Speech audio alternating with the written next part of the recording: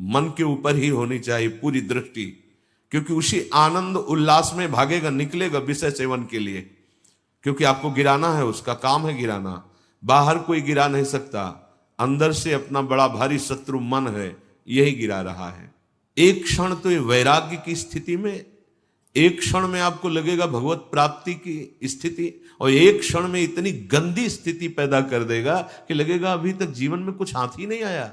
ये सबसे बड़ा बंधन मन है। मन ही मोक्ष का कारण है, मन ही बंधन का कारण है। जिसने मन पर सदैव निरीक्षण दृष्टि रखी वो आगे बढ़ गया, और जो आनंद में, सम्मान में, प्रियता में, वाहवाही में चूक कर दिया, वहीं मन प्रवेश करके माया में आपको नष्ट कर देगा। जीत गए तो ब्रह्मा भी नमस्कार करेंगे, ये ऐसा खेल है। मन की बात नहीं माननी, इतनी सामर्थ्य आपको कहां से मिलेगी? बोले श्वास श्वास नाम जप करना होगा, और नाम जपने में हो गई तो आप जीत जाएंगे, जीत जाएंगे। हरस्य हरि नाम जपत जय, ये नाम आपको अनुभव कराएगा। नाम जप नहीं है तो कुछ नहीं होने वाला।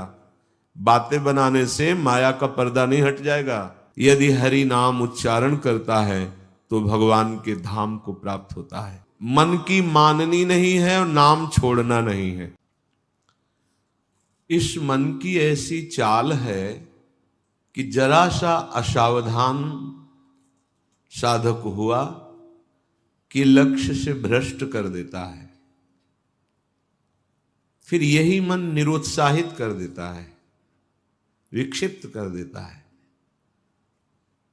इसी के कथनानुसार चले तो इसी ने भ्रष्ट कर दिया। भ्रष्ट का तात्पर्य होता है जो हम लक्ष्य पे चढ़ रहे हैं उससे नीचे गिर जाना। हमारा लक्ष्य है प्रभु की प्राप्ति, जितेंद्रियता, लेकिन ये मन कई तरह से हमें भ्रष्ट करता है। यदि हमारा किसी से कभी कैसा भी संबंध है, कभी ये प्रियता से भ्रष्ट करता है, कभी भय से भ्रष्ट करता है। सामने वाला प्रतिकूल न हो जाए, बहुत ये सावधानी की जरूरत है। ये कभी भय करके, कभी प्रियता दिखा करके प्रियालाल से विमुख मार्ग का अनुसरण करता है। फिर ये इतना जलाता है, इसी ने भ्रष्ट किया, इसी ने मार्ग से गिराया, और यही इतना जलाता है कि फिर निरुत्साहित कर देता है, भगवत मार्ग में चलने लायक नहीं रखता है। बहुत कृपा पात्र और सुजान उपासक वही है जो इस दुष्ट की दुष्टता को पहचानता रहे। बाहर कोई शत्रु नहीं है, बाहर कोई हमारा कुछ नहीं बिगाड़ सकता। हमारा बिगाड़ने के लिए पर्याप्त है हमारा मन।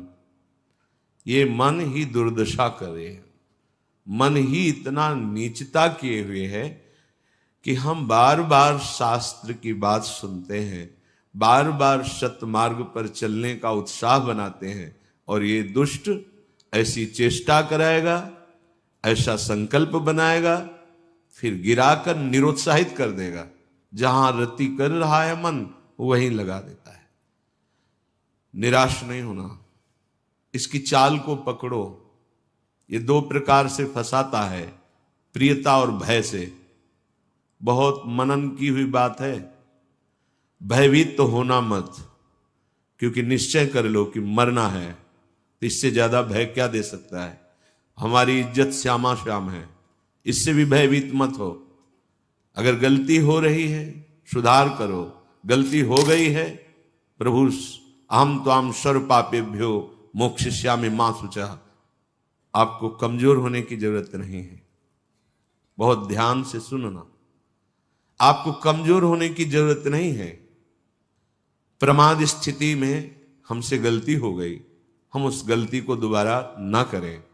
और ध्यान दीजिए, वो गलती कराने वाला आपका मन है। जब आप आनंदित होंगे, जब आप उत्साहित होंगे, तब ये फंसाएगा, इसकी चाल है। इसीलिए उदासीन अति रही गोसाई, जो उदासीन रहता है उसकी नजर अपने मन पे रहती है। और जरा सी भी उन्मत्तता आई कि फिर मन जो है वो ऐसी जगह फंसाता है। इसलिए बचो। इस दुष्ट की चाल बहुत विचित्र है, और जहां ये पवित्र हो जाता है तो यही भगवत स्वरूप हो जाता है। इसके लिए निश्चय करना पड़ेगा, प्राण चाहे चले जाएं, अब हम न प्रियतावश न भयवश गलत नहीं करेंगे। इसे पकड़ो। श्रीपाद प्रबोधानंद जी कह रहे हैं, यदि हम किशोरी जी को प्रसन्न नहीं कर पाए तो हम भारी कष्ट सहते हुए यहां शरीर छोड़ देंगे। श्रीपाद कह रहे हैं, देखो भगवत प्राप्ति करनी है तो बात समझना होगा। हम ये अंदर की बात कह रहे हैं, बहुत अंदर की पढ़ी हुई बात कर रहे हैं, यहां के रजिस्टर की पढ़ी हुई बात कर रहे हैं। ये बहुत दुष्ट मन है, बहुत दुष्ट, पूरे जीवन इस पर विश्वास न करे। यहां की पढ़ी बात कह रहे हैं, हृदय की बात को कह रहे हैं, खूब सूक्ष्मता से चिंतन की हुई बात कर रहे हैं। भक्ति के आनंद का जहां उल्लास प्रकट होता है वहीं खसक जाता है, बचा के निकलता है और प्रियता या भय दिखा करके फंसा देता है। मत भयभीत होना, इससे बिगाड़ तुझे जो कुछ बिगाड़ना है। जो कुछ अब हो, अब गलत नहीं करेंगे, भयभीत मत होना। और प्रियता तो है ही नहीं, कौन प्यार करता है? प्रियता तो है ही नहीं। ये केवल प्रियता का भाव दिखाकर हमें परम प्रियाजू से बिलक करना चाहता है। इतने बड़े महापुरुष जो ब्रह्मबोध संपन्न है, बहुत बड़ी स्थिति होती है ब्रह्मबोध, कोई साधारण बात नहीं है। वो जब इस प्रेम रस मार्ग का रसास्वादन वृंदावन रस का हुआ तो वो उनको थोड़ी जरूरत रह गई अब प्रेम की। ये हमारे लिए श्लोक लिखा हुआ है। महापुरुष जन जो अपने अनुभव वर्णन करते हैं वो हमारे लिए वर्णन करते हैं। कह रहे श्री राधिके तुम यदि न प्रसीदे, यदि मैं आपको प्रसन्न नहीं कर पाया इस जीवन में, तो कह रहे हैं आप बहुत कष्ट सहते हुए पीड़ित चित्त के द्वारा मैं अपना देहावसान कर दूंगा, देह छोड़ दूंगा, पर आपसे विपरीत आचरण नहीं करूंगा। बस यहां रुकना होगा, यहां पकड़ो,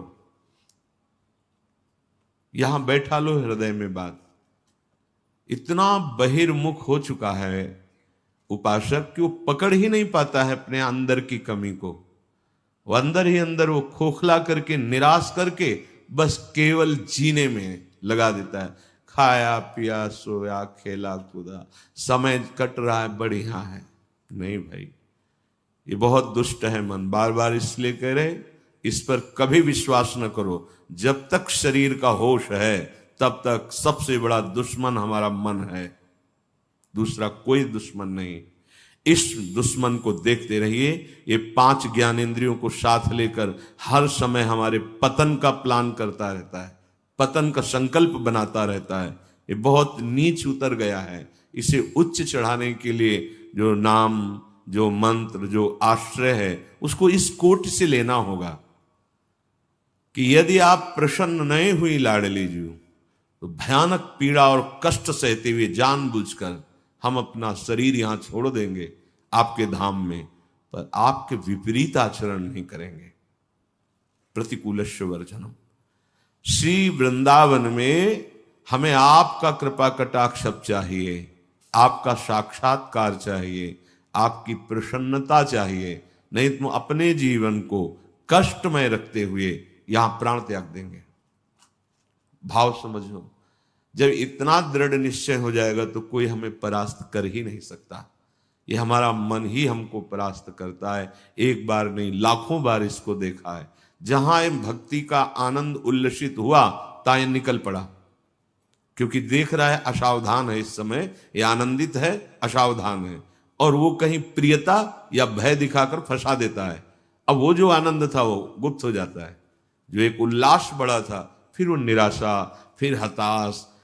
अच्छा उपासक है तो उसको लगने लगता है क्या करूं, जीवन नष्ट कर दूं, ऐसा लगने लगता है, क्योंकि वो लक्ष्य की तरफ बढ़ना चाहता है और मन उसको फुसला करके ऐसे गिरा देता है कि वो निराश होकर देखता है अब क्या करूं, अब कहां जाऊं। पहली बात, निराश नहीं होना है। जिस समय आपकी भक्ति का आनंद उल्लास से युक्त हो उस समय आपको उदासीन होने की जरूरत है, प्रसन्न होने की नहीं जरूरत है। ये आंतरिक बात कह रहा हूं सावधानी की। उस समय बिल्कुल निरीक्षण मन के ऊपर ही होनी चाहिए, पूरी दृष्टि, क्योंकि उसी आनंद उल्लास में भागेगा, निकलेगा विषय सेवन के लिए, क्योंकि आपको गिराना है, उसका काम है गिराना। बाहर कोई गिरा नहीं सकता, अंदर से अपना बड़ा भारी शत्रु मन है, यही गिरा रहा है। उदासीनता जिस साधक के जीवन में नहीं, वो आगे नहीं बढ़ पाता है। उल्लसित नहीं होना, अंदर उल्लास, तो पूरी की पूरी एकाग्र दृष्टि मन पर। कहीं हमारा मन उल्लास में के छिद्र से भागकर कहीं फंसाने तो नहीं जा रहा है। हमने देखा है इसको दो तरह से फंसाता है, एक प्रियता और एक भय। भय मान सम्मान, यश कीर्ति, लोक लज्जा, इसका, और प्रियता हमें बहुत प्यार करता है। दो स्थिति में मन भागता है और साधक को गिरा देता है। तो साधक का निश्चय होना चाहिए कि अब या तो प्रियाजू की मुस्कान, नहीं तो प्राणों का समर्पण। अब सौदेबाजी मन से नहीं होगी। अब हम जलने के लिए तैयार हैं। अब हम सौदेबाजी नहीं करेंगे कि है मन प्रसन्न हो जाए तो भजन में सहयोग करेगा। ये नीच कभी नहीं करेगा सहयोग। इसको तो जलना ही होगा, बिना जलाए आगे नहीं बढ़ सकते। महापुरुषों ने कहा है कि यदि आप अपना जीवन प्रभु के चरणों में न्यौछावर करने के लिए तैयारी कर ली है, जैसा श्रीपाद कह रहे, ये न्यौछावर है, या तो प्राण समर्पित, कष्टपूर्वक हम शरीर, या फिर आप मुस्कुराओ। बीच में हम स्वीकार नहीं करेंगे इस मन की मनमानी आचरण। बहुत निकृष्ट है, बहुत रुलाया है, बहुत परास्त करता है। पूरा जीवन हो गया है इसको लगाते ही लगाते, तो इसको पढ़ पाए हैं कि हाँ ये है क्या चीज। बहुत नीच प्रवृत्ति है इसकी। एक क्षण तो ये वैराग्य की स्थिति में, एक क्षण में आपको लगेगा भगवत प्राप्ति की स्थिति, और एक क्षण में इतनी गंदी स्थिति पैदा कर देगा कि लगेगा अभी तक जीवन में कुछ हाथ ही नहीं आया। साधक की धज्जियां उड़ाता रहता है मन। और गुरु कृपा पात्र जो चाल इसकी समझ गया, हर चाल पे वही लगाम खींच दी, बच गया। नहीं, बहुत नीच प्रवृत्ति का है ये। अगर इसको समझ पाओगे तो आगे बढ़ पाओगे, नहीं तो निराशा पैदा करके भगवान से विमुख कर देता है। लाखों चलने वालों में कितनों को गिरा दिया, आगे बढ़ने लायक नहीं रखा। इसी मन का खेल है। तुम अपना जीवन प्रभु के चरणों में न्यौछावर कर दिए। अब उनकी कृपा की बाट जोहते हुए मस्त रहो। और ये मस्ती मन के निरीक्षण से युक्त बनी रहनी चाहिए। मन को ढील दिया ना जहां कि आज तो बहुत बढ़िया भजन हुआ, आज बहुत आनंद, वहीं निकल के फंसा देगा। यह अनुभव की बात है। आनंद की उमगन में इसके निकलने के चांस होते हैं। वो उसी, जब साधक आनंद उमगन में होता है तब वो निकल कर किसी विषय में उसे बांध देता और उस आनंद को खा गया। जो आनंद उल्लास था, अब वो पश्चाताप की आग जल रही है। अब फिर उसको लगता है इतने दिन मेहनत करने के बाद तो इतना हम चढ़ पाए थे, फिर मुझे गिरा दिया। फिर वो निराश होने लगता है। शोक, विषाद, दुख, क्लेश, कष्ट, संताप, भय, उद्वेग ये प्रदान करता रहता है। इसके सामग्री क्या है मन की? इसके अनुकूल चलोगे तो क्या देगा मन? कह रहे हैं शोक पक्का। पर पकड़ में तो है नहीं, ये बहुत खिलाड़ी है। खेल करके और ऐसे तदात्म में बैठा है, तदात्म में कि पीटोगे किसको? तदात्म, तुम्हें तदात्म कर लिया है। अब उसको दंड कहां से दोगे? दंड तो तब दे जब दृष्टा बने ना। वो तो तदात्म कर लिया है। अब जब कुछ नहीं समझ तो आज से भोजन नहीं करेंगे, पर उसमें कुछ फर्क नहीं पड़ना। वो इतना बलवान, उसको कोई फर्क नहीं पड़ना। तुम 10 दिन के बाद जब भोजन पाओगे तब तुम्हें वहां फिर खड़ा कर देगा जाके, जहां नहीं खड़ा होना चाहिए। ये सबसे बड़ा बंधन मन है। मन ही मोक्ष का कारण है, मन ही बंधन का कारण है। ध्यान दीजिए, जब आपने अपना जीवन प्रभु को समर्पित कर दिया, भगवत प्राप्ति का निश्चय कर लिया, तो अब तुम्हें मन से सावधान रहना है। और किसी से कोई दुश्मन नहीं है, कोई हमें भ्रष्ट नहीं कर सकता त्रिभुवन में, कोई हमारा किसी भी तरह से आनंद का नाश नहीं कर सकता। एक दुश्मन है, वो है मन। ये बहुत अनुभव की बात कहते हैं। जिसने मन पर सदैव निरीक्षण दृष्टि रखी वो आगे बढ़ गया, और जो आनंद में, सम्मान में, प्रियता में, वाहवाही में चूक कर दिया, वहीं मन प्रवेश करके माया में आपको नष्ट कर देगा। लक्षण मन के पास क्या है खजाने में? जब मन के आप अनुकूल चलेंगे, मन के अनुकूल, तो आपको क्या देगा? शोक, विषाद, दुख, क्लेश, कष्ट, संताप, भय, उद्वेग, ये आपको देगा।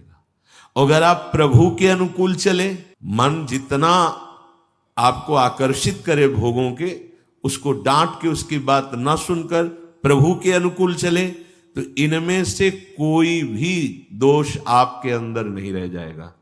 ना आपके अंदर शोक होगा, ना विषाद होगा, न दुख होगा, न क्लेश, न कष्ट, न संताप, न भय, न उद्वेग, कुछ नहीं रहेगा।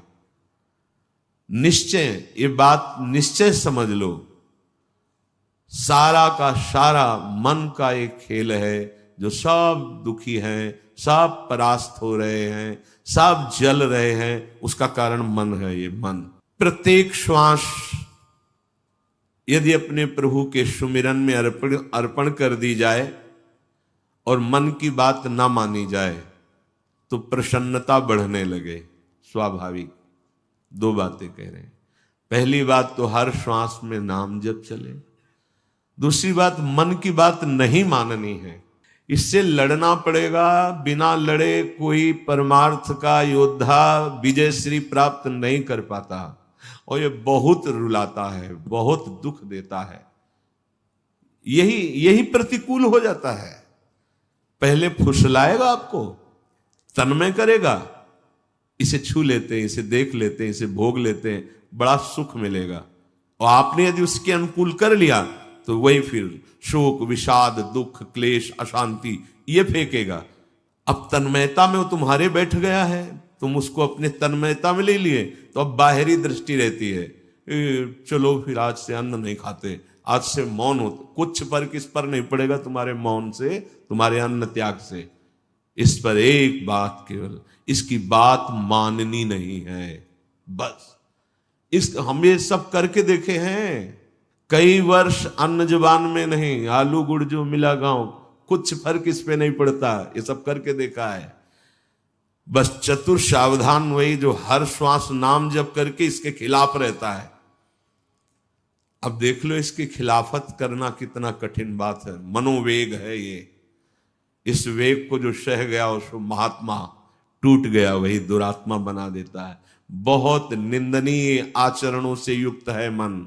आप देख लो, अगर इसको सुधारना चाहते तो इसके खिलाफ कमर कसनी पड़ेगी आपको। जबरदस्ती इसको भजन में लगाना पड़ेगा और इसकी बात नहीं माननी होगी। नाम में बड़ी सामर्थ्य है। मतलब ये जो हम कह रहे हैं, अब कैसे तुम्हें स्थिति कैसे बताएं, ये बड़ी ऊंचाई से गिरा देता है मन। ये कोई छोटी मोटी शक्ति नहीं है मन। इंद्रियाणाम मनश्चास्मि, ये भगवत स्वरूप है। ऐसा खेल रचा गया है माया का, ऐसा रचना रची गई कि अगर इसका सपोर्ट ना करो तो जीना मुश्किल है। ध्यान देकर देखो, सारा खेल तो इसी के अंतर्गत, और सपोर्ट करो तो जीना मुश्किल है। अब निकलो इस खेल से, निकलो तो परम पद मिल जाएगा। बस जिसने नाम जपा, हरिराम व्यास जी एक पद में कहते हैं, नियंता पतितन को हरि नाम। यही हमारे अंदर कमी हो रही है, इसीलिए हम हार रहे हैं मन से। हम इन सब बाहरी बातों को कोई महत्व नहीं देते। एक है, केवल एक, वही अनेक रूप रखकर तुम्हारे सामने आ रहा है, छुपा छुपी का खेल खेल रहा है। ये अगर मान सम्मान प्रतिष्ठा है, नाटक है माया का, कुछ इससे नहीं होने वाला। कोई इससे आत्म शांति नहीं प्राप्त होती, इससे आत्मानंद की अनुभूति नहीं होती। ये उपलब्धि ना मान ली जाए हाँ कि बहुत ऐसा, ये सब स्वप्न है, स्वप्न है। वो एक जादूगर विविध रूपों में आके कह रहा है पहचान, अगर मेरे मार्ग का पथिक है तो पहचान, मैं तेरे सामने हूं। तो पहचानना तो भूल जाते हैं। अरे बहुत बड़ा सूक्ष्म खेल है, जीत गए तो ब्रह्मा भी नमस्कार करेंगे, ये ऐसा खेल है। भगवत नाम में इतनी सामर्थ्य। हरिराम व्यास जी, नियंता पतितन को हरि नाम, उचरत ही मुंह कुचरत कलिको, खोज न राखत श्याम, नियंता पतितन को हरि नाम। यदि श्वास श्वास, दो बातें भी पीछे बहुत ध्यान से सुनना। मन की बात नहीं माननी, इतनी सामर्थ्य आपको कहां से मिलेगी? बोले श्वास श्वास नाम जप करना होगा, इसी से विजय होगी। मन की बात नहीं माननी, वो हर समय विषय पेश करता रहता है। जैसे आप किसी होटल में बैठे हो तो पर्चा दे देते ना, आप बोलिए इसमें से क्या चाहिए, ऐसे हर समय पेश करता रहता है। पूरे त्रिभुवन में इसी का शासन चलता है, मन का। क्या चाहिए? आपने अगर किसी में भी दस्तखत कर दिए और शास्त्र विरुद्ध आचरण है तो गिरा देगा आपको। बहुत होश में, बहुत होश में। वो होश तब माना जाएगा जब हर श्वास आपका नाम चल रहा है। जीव ही नाम आपकी जिह्वा में हर श्वास चलेगा तो मुंह कुचरत कलि को, ये जो कलि अभद्र वर्णत सहस, ये कामादिक दोष, इन सबके मुंह को कुचरता है हरि नाम। इसीलिए और साधनों में प्रीति हो जाएगी, नाम जपने में नहीं होगी। और नाम जपने में हो गई तो आप जीत जाएंगे, जीत जाएंगे। हरस्य हरि नाम जपत जय। नाम आनंद प्रदान करते हुए आपको बचाता रहेगा, मन की चाल दिखाता रहेगा, उससे कैसे बचना ये युक्ति बताता रहेगा। खोज न राखत श्याम, फिर श्याम सुंदर की खोज नहीं करनी पड़ेगी। नाम चल रहा है ना, यही अब तुम धोखे में नहीं डाल सकते। किसी सूझ वाली आंख ने पहचान की, कण कण में झांकी भगवान की, मेरा प्रीतम सब रूपों में है। ये नाम आपको अनुभव कराएगा। नाम जप नहीं है तो कुछ नहीं होने वाला। बातें बनाने से माया का पर्दा नहीं हट जाएगा। बहुत विचित्र है, बहुत विचित्र। अच्छे अच्छे त्राहिमाम बोल देते हैं इस मन के आगे। हिमालय को उठा लेना सहज है, लेकिन मन को अधीन करना सहज नहीं है। नाम भगवान में इतनी सामर्थ्य है, वो तुम्हें सामर्थ्य देंगे कि तुम मन को अधीन कर सकते हो। कर तुम अकर तुम अन्यथा कर तुम, सर्व सामर्थ्यशाली भगवान को अधीन करने वाला नाम है नाम। ये ऐसा नाम है, इसे कोई भी चुरा नहीं सकता। चोर मध्य या मित्र, ब्रह्म गुरु दारा सुत आराम। चोरों के बीच में भी हो तो चुरा नहीं सकता नाम को। कोई मित्र हो तो हिस्सेदारी इसमें नहीं कर सकता। ब्रह्म स्वरूप होते हुए भी तुम जो दुख में डूब रहे हो, उसका कारण है कि नाम नहीं। गुरुदेव कृपा करके तुम्हें नाम दिए हैं, नाम जप में तुम्हारी प्रीति नहीं, इसलिए ये दुर्दशा है। मूर्तिमान ब्रह्म, मूर्तिमान गुरुदेव कृपा समुद्र है, पर अगर नाम जप नहीं है तो आप सुख का अनुभव नहीं करेंगे। तो नाम ऐसी वस्तु है कि जो चाहे चोरों के बीच, ये चोर ही है काम क्रोध लोभ मोह मद मत्सर, और चाहे मित्र के बीच में हो, ये नाम आपको सुरक्षित रखेगा। कोई भी आपको मित्रता के द्वारा नहीं फंसा सकता, ना कोई ठगी कर सकता है इस नाम की। ये ब्रह्म स्वरूप है, ये गुरु स्वरूप है। और जैसे गृहस्थी में हर सुख पुत्र पत्नी आदि के द्वारा प्राप्त होता है, जिसने नाम को अपना सब कुछ मान लिया तो नाम सर्व सुख दाता है, उसको फिर किसी और की जरूरत नहीं रहती। जैसे घर परिवार में आदमी आता है, बच्चों के साथ हंसता खेलता है, उसे सुख मिलता है, नाना प्रकार की गृह सामग्री देखकर हर्षित होता है। उपासक के हृदय में सर्व सुख प्रदान करता है नाम। नाम नाम ही उसे पुत्र की तरह दुलार करता है, नाम ही पिता की तरह पालन करता है, नाम ही अद्भुत शांति प्रदान करता है। अघवंतन हरि बोलत ही भगवंत दियो निज धाम।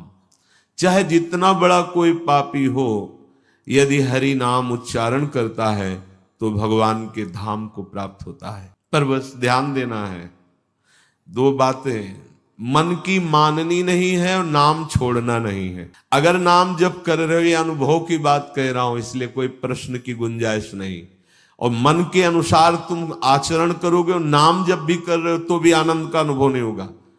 आगे चल के कल्याण हो, मंगल हो, इसमें हमें कोई संशय नहीं है, लेकिन वर्तमान में तुम जलोगे नाम जपते हुए भी। यदि मन के अनुसार चलोगे तो तुम्हें भगवदानंद का अनुभव कभी नहीं हो पाएगा।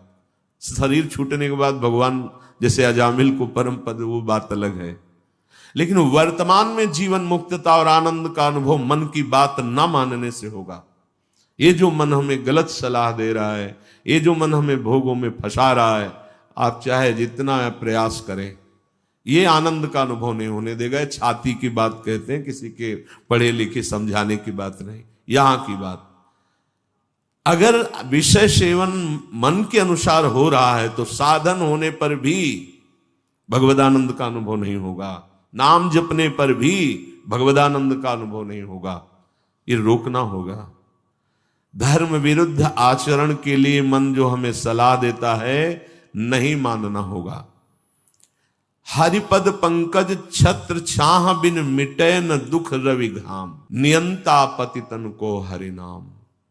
हरि के चरणारविंद का आश्रय, मुख में नाम, मनमानी आचरण पर शासन, फिर ये संसार की धूप उसको लगती नहीं है। फिर दैहिक दैविक भौतिक कोई भी ताप उसे स्पर्श नहीं करता है। जो हमें आनंद अनुभूति स्थिति प्राप्त होनी चाहिए वो स्थिति नहीं है। बिना स्थिति के बातों से माया पर विजय प्राप्त नहीं की जा सकती। इसलिए नाम जिह्वा से और बुद्धि एकदम सावधान होकर मन की हर चेष्टा पर निरीक्षण। मंगलमय भगवान ऐसा विधान बनाएंगे कि आप सर्वदा सुखी और प्रसन्न रहेंगे यदि आप ऐसे चलेंगे। भगवान हमारे विचारों को देखते रहते हैं। ध्यान से सुनना, तुम जो विचार अंदर कर रहे हो वो भगवान देख रहे हैं। जब भगवान देखते हैं कि इसकी आशा का विषय संसार है, मैं नहीं हूं, तो अब बाहरी हमारी क्रियाएं भक्ति की हो रही हैं, आशा संसार की है, तो भगवदानंद का अनुभव नहीं हो रहा है, हाथ में विफलता लगती है। बिल्कुल अक्षरशः ऐसा ही है। बहुत गुस्सा लगती है मन पर, बहुत गुस्सा कभी कभी लगती है कि ये साधकों को नष्ट करने के लिए हर समय जाल बुनता रहता है। जैसे मकड़ी जाल बुनते है ऐसे ही बुनता रहता है जाल,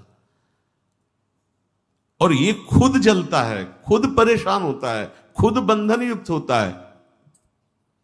यही बड़ा विचित्र खेल इस मन का, बड़ा विचित्र। महीना 2 महीना हो तो लड़ ले, पूरे जीवन लड़ना तभी परम पद प्राप्त होता है। पूरे जीवन जरा सी चूक होती फंसा देता है, निराश कर देता है, उदास कर देता है। भगवान तुम्हारे अंदर के विचार को देखते हैं। तुम्हारे विचार में यदि आंतरिक संसार के सुखों की आशा है तो वो आपके अंदर हैं, अनुभव में नहीं आएंगे। देख लो, जो लोग कहते हैं ना कि इतने वर्ष हो गए हमें नाम जप करते, उसका भाव समझो। अंदर के विचार भगवान तुम्हारे देखते रहते हैं। तुम्हारी आशा यदि संसार के भोग हैं तो सामने नहीं आएंगे, यही हृदय में बैठे हैं। उत्तम भाव प्राप्त करने के लिए तुम्हें अपने मन से संसार के विचार हटाने होंगे। ये जो भगवत चर्चा है, भगवान की लीला कथा है, इसमें इतनी सामर्थ्य कि आपके विचारों का परिवर्तन हो जाएगा।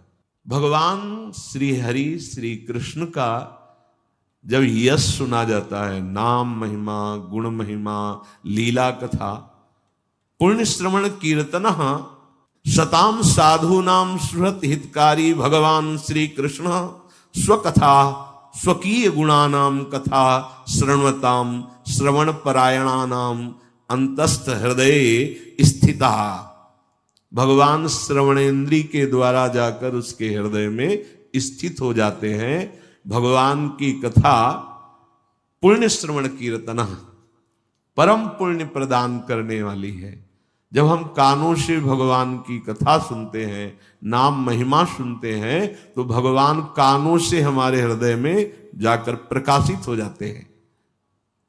भगवान श्री कृष्ण स्वकथा स्वकीय गुणानाम कथा शृण्वताम अंतस्थ हृदय स्थिता। जहां वो हृदय में गए तो सन हृदय स्थितानि अभद्राणि दुर्व्यसन रूपाणि अशुभानि विधनोति विनाशयत दूरी करोति। भगवान श्री कृष्ण कथा सुनने वालों के हृदय में श्रवणेन्द्रिय के द्वारा जाते हैं और सब व्यसन, सब दुर्वासना, सब पाप कर्म जो हुए उनका नाश कर देते हैं। हृदय स्थितानि अभद्राणि दुर्व्यसन रूपाणि अशुभानि विधनोति विनाशयति। केवल कथा सुनने मात्र से हमारे विचारों का परिवर्तन। बहुत सुंदर बात, भगवान सदैव आपके विचार देखते हैं अंदर के। जब आपके विचार संसार के भोगों के होते हैं, संसार की आशा होती है, तो वो आपके सामने प्रकट नहीं होते हैं। बहुत समय साधन करते हुए भी प्रकट नहीं। तो अंदर के विचारों का परिवर्तन कैसे हो? तो बोले कानों से खूब भगवान की कथा सुनो। प्रभु के नाम महिमा, रूप महिमा, लीला, धाम, गुण ये सुनोगे तो श्रवणेन्द्रिय से भगवान हृदय में जाएंगे और भगवान हृदय में जाकर सारे व्यसन, अशुभ, पाप इन सब को नष्ट कर देते हैं। जो अभद्राणी हैं, दुर्व्यसन रूपाणी हैं, अशुभानी हैं, वो विधनोति विनाशयति, हृदय को निर्मल कर देते, अर्थात हृदय के विचार अब भगवत स्वरूप होने लगते हैं। ये जना सताम भक्तानाम मुखात, जो जन सदैव भक्तों के मुख से भगवता श्री कृष्ण कथामृतम कथा सुधम श्रवण पुटेशु, जो जन भगवान के प्रेमी भक्तों के मुख से भगवान की महिमा चर्चा सुनते रहते हैं, तो ते विषय दूषित आशयम, विषय ही विशेषण दूषितम मलिनीकृतम, अर्थात जो मन हमारा सदैव विषय चिंतन करते हुए मलिन हो गया था, जहां हम भगवान के प्रेमी भक्तों के मुख से चर्चा सुनी तो भगवान उसके हृदय की वासनाएं नष्ट कर देते हैं। कथा का बहुत बड़ा प्रभाव है। धुंधकारी ने कोई और साधना नहीं की थी, केवल 7 दिन एकाग्र चित्त होकर श्रीमद् भागवत की कथा सुनी तो पार्षद स्वरूप होकर के विमान में बैठकर गोकर्ण जी के सामने वो भगवत धाम को गया। रत्नावती जी ने और कोई साधना नहीं की थी, केवल भगवत चर्चा सुनी। प्रभाव से उनको नाभाजी महाराज ने भक्त भूप कहा है। ऐसा त्याग महारानी होते हुए, सम्माननीय होते हुए मुंडन करा के बैठ गई संतों की सभा में, कोई भय नहीं। भगवत कथा विषय वासनाओं से मलिन अंतःकरण को बहुत जल्दी शुद्ध करती है और हरि के चरण कमलों का अनुभव होने लगता है कि प्रभु के श्री चरणारविंद हृदय में विराजमान है। धर्म स्वनुष्ठिता पुंसाम विश्वक्षेन कथा सुयः नोत्पादयेद यदि रतिम श्रम एव हि केवलम। यदि आप बहुत से सब साधन करते हैं और भगवान की कथा सुनने में, सत्संग सुनने में आपकी रुचि नहीं है, तो यहां कह रहे हैं कि मानो आपको जितने भी साधन धर्मानुष्ठान किया उसका कोई फल नहीं मिला। आप बड़े अच्छी साधना कर रहे, ये तो अनुभव की भी बात है। एकांत में साधन करते हुए साधक में बहुत से ऐसे दोष होते हैं जिनको नहीं त्याग कर पाता, वो सत्संग से ही दूर होते हैं। जब सत्संग में हम बैठते हैं तो सत्संग मानो दर्पण की तरह हमें दिखाता है कि हमारे अंदर कौन कौन से दोष हैं, और फिर त्याग करने की युक्तियां भी सत्संग से ही प्राप्त होती है। इसीलिए सिद्ध महापुरुष भी, जिनकी जड़ चेतन ग्रंथि का भेदन हो गया है, आत्मा राम है, वो भी भगवत चर्चा करते और सुनते रहते हैं। भली भांति साधना का अनुष्ठान, धर्म का अनुष्ठान किया, पर आपको भगवत चर्चा सत्संग सुनने में रुचि नहीं, तो बोले आपके जो साधन आदि के फल हैं वो केवल श्रम ही श्रम है, आपको कोई लाभ नहीं मिला।